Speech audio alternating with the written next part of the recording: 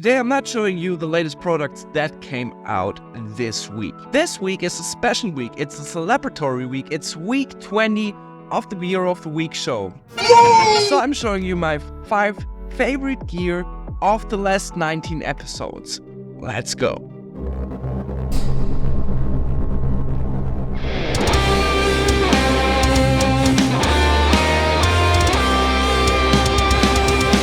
The 68 Super Elite amp is the latest amplifier from Universal Audio.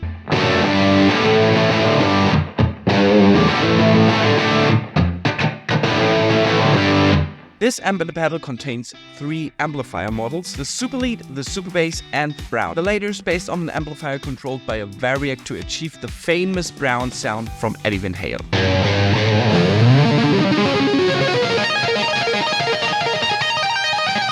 This little pedal is not only fantastic sound-wise, but also offers 3 full-blown amps with a lot of variety and a lot of tone. It also features the dynamic speaker modeling technology of the popular aux amp top box.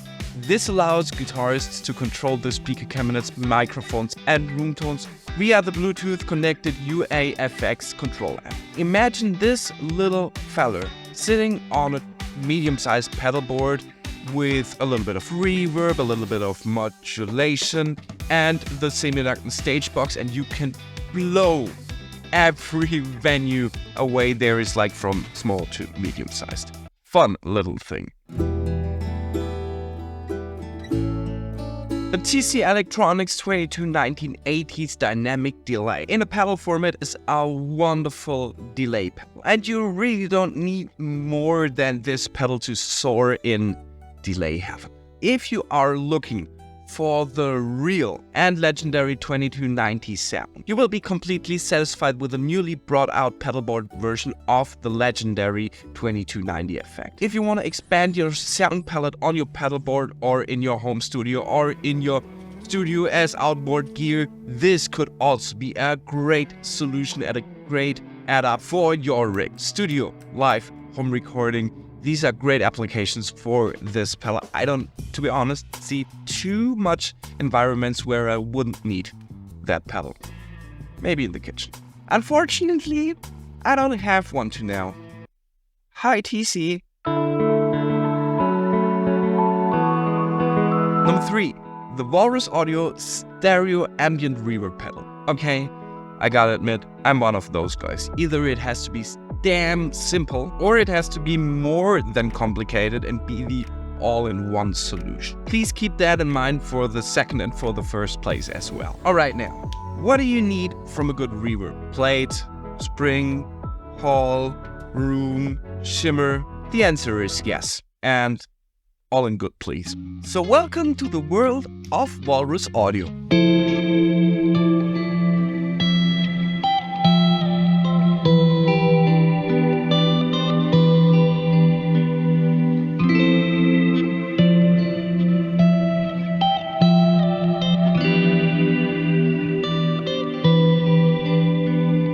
Because that is a double pedal that serves this all on a silver platter in gentleman fashion, delicate reverbs that invite you to dream and never thinking about turning the gain knob over too. Just listen.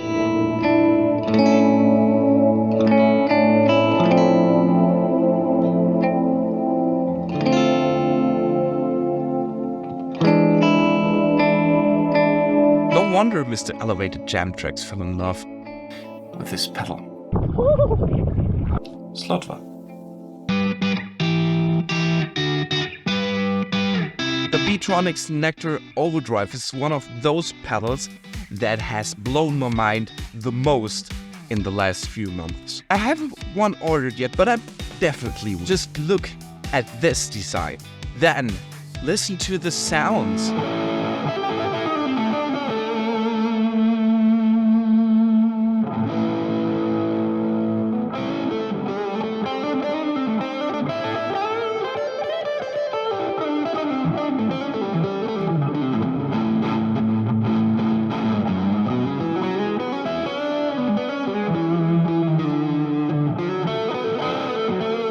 Gnarly yet creamy sound is just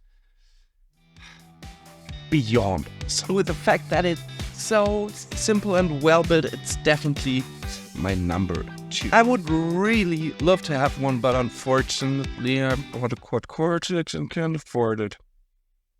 Okay, before we move on to the first place, the choice of what I consider to be the best gear, the best release of the last 19 episodes, I'm gonna sum up real quick what happened this week. Okay, Boss brought out the IR2 amp and cabinet pedal that contains 11 premium amps paired with Celestion digital IRs. I'm not sure how good it actually is, but it should be well enough to use it for live, I guess. If you want an alternative product there, you might go to the UA something, which has this really fancy IR, which is not an IR thing. Also, Sun Dragon Amps released a Led Zeppelin 2 era half stack in cooperation with, what's his name? Jimmy Page. The 1968 Connie Franks modified super bass, which is also contained in the new... I don't want to spoil. No one can afford that, but it's cool. And Fender brought out the latest Japan Sparkle Telecaster in cool shimmering sparkle finish and is available in blue, silver, black and orange finishes. That's so great to hear, and I think Fender is the company I most of the time talked about when it came to this format. Too sad we can't get that guitars here in Germany or in any other part of the world apart from Japan. So let's go on to the first place, my pick of the last 19 episodes. Let's go. And my number 1 is definitely the Tone King Royalist MK3 amps. I just love real amps. Who doesn't? Even though I'm playing through my quad cortex now and I'm pretty happy with the sound, I still think that nothing can really compare with the sound coming out of a speaker running through a real tube amp. The floating air, the roaring in my ears, it's like... The Royalist is not particularly a new amp, more of a homage to the Marshall greatest ones. But that's not enough. It comes with a few cool gimmicks and has some real cool features that you're not getting on a normal old school. So what makes the Royalist so great? First of all, there is the voice switch, which lets you choose between the 67, 64 or 70 voice, which are kind of the synonyms for JTM45, the Blues Breaker and the Plexi. There is also a fat shape that lets you dial in more low-mid frequencies, and the amp comes with 2 Ironman 2 attenuators, 1 for each channel. This is really great if you want to enjoy this amp silently and still want to crank it up to the max. And all of this for under 3,000 euro. That is definitely a real fair price. That was the gear of the week, number 20. Guys and girls, I hope you had a good time with me. If you did, don't hesitate to let me know by clicking the subscribe button, leave a comment and put on the push notifications so that you're not missing out any of my content.